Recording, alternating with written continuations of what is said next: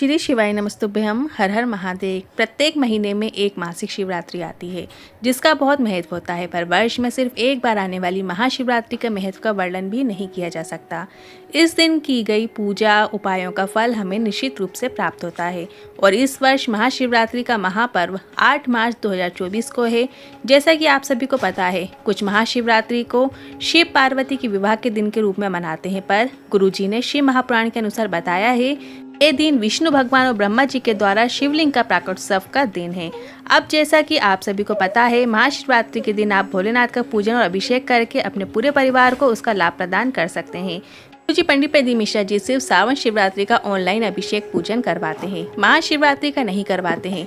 पर कई यूट्यूबर आपको मिल जाएंगे जो बोलेंगे कि महाशिवरात्रि में गुरुजी ऑनलाइन अभिषेक करवाएंगे, तो आपको उनकी बातों पर बिल्कुल नहीं आना है, क्योंकि वो झूठी अफवाह फैला रहे हैं।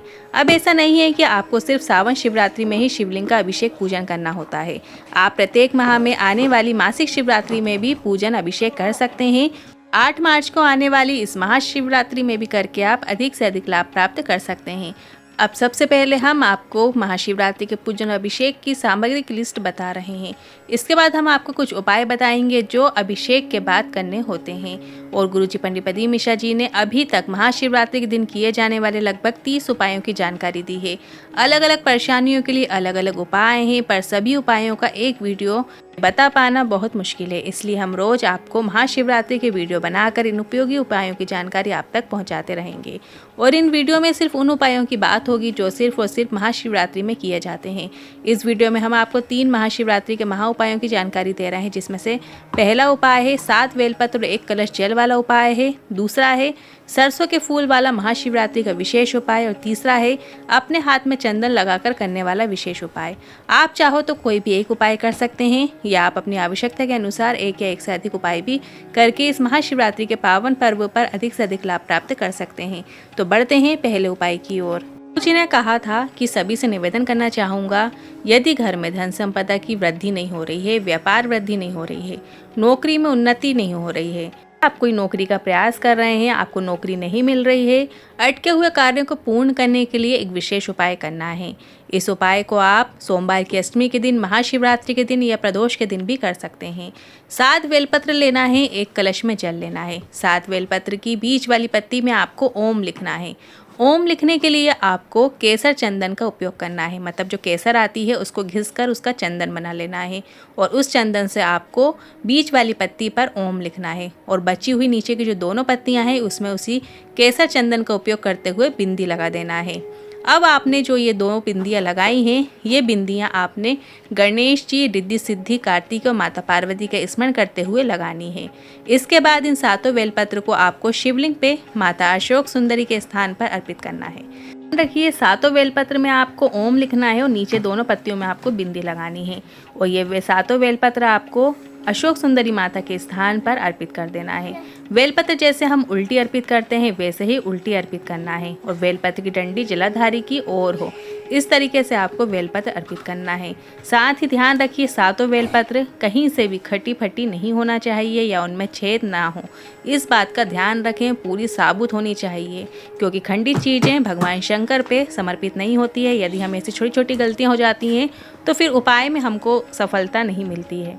7 बेलपत्र अर्पित करने के बाद आपको 1 कलश जल शिवलिंग पर अर्पित कर देना है। अर्पित करते समय आपको श्री शिवाय नमस्तुभ्यम मंत्र का जाप करना है। धीमी धीमी धार से जल अर्पित कीजिएगा और श्री शिवाय नमस्तुभ्यम मंत्र का उच्चारण करते जाइएगा। जल अर्पित करने के बाद आपको 7 में से 1 बेलपत्र महादेव से प्राप्त करके घर ले आना है। मतलब जो 7 बेलपत्र आपने अशोक सुंदरी माता के स्थान पर चढ़ाई है, 1 बेलपत्र अपनी झोली पसार के निवेदन कीजिएगा, बाबा मैं इस चीज़ से परेशान हूँ, मेरा व्यापार को लेकर, नौकरी को लेकर या घर में धन संपदा को लेकर, जो जिस चीज़ के लिए भी आप इस उपाय को कर रहे हैं वो कामना दिल में हृदय में करते हुए आपको वो बेलपत्र बाबा से निवेदन रूप में आपको प्राप्त कर लेना है। इसके बाद आपको बेलपत्र को अपनी कोई भी पूजन की पुस्तिका में या पाठ में या चालीसा में या कोई पुराण रामायण आदि हो उसके अंदर आप उस बेलपत्र को रख सकते हैं, या फिर आप अपने घर की जो तिजोरी है जहाँ पर आप पैसे रखते हैं, धन संपदा रखते हैं, वहाँ पर भी आप उस बेलपत्र को रख सकते हैं। अब ये बेलपत्र आपको अपने घर के अटके कार्य पूर्ण करेगी, घर में धन संपदा में वृद्धि करेगी और आपके जीवन में उन्नति की ओर अग्रसर कराएगी। शिवरात्रि का काफ़ी सिद्ध उपाय है, तो आप इसे करके अधिक से अधिक लाभ प्राप्त कर सकते हैं। वर्ष में एक ही बार महाशिवरात्रि आती है। बढ़ते हैं अगले दूसरे उपाय की ओर। अगर आपके घर के बच्चे पढ़ाई लिखाई में कमज़ोर हों, याद करते हों पर भूल जाते हों, या उनका पढ़ाई में मन नहीं लगता हो, पढ़ाई करने नहीं बैठते हैं, या फिर आप कोई एग्ज़ाम की तैयारी कर रहे हैं, तो भी आप ये उपाय कर सकते हैं। आप बार बार कोई एग्ज़ाम दे रहे हैं पर आपको उसमें सफलता नहीं मिल पा रही है, आप 1-2 नंबर से रह जाते हैं, भी आप ये उपाय कर सकते हैं। इस उपाय को करने के लिए आपको 31 सरसों के फूल लेकर महाशिवरात्रि में कभी भी किसी भी समय शिव मंदिर चले जाना है, और शिवालय जाने के बाद ये 31 फूल जो सरसों के हैं, पीले फूल होते हैं, बच्चे के हाथ से या व्यक्ति से शिवलिंग पर अर्पित करवा देना है।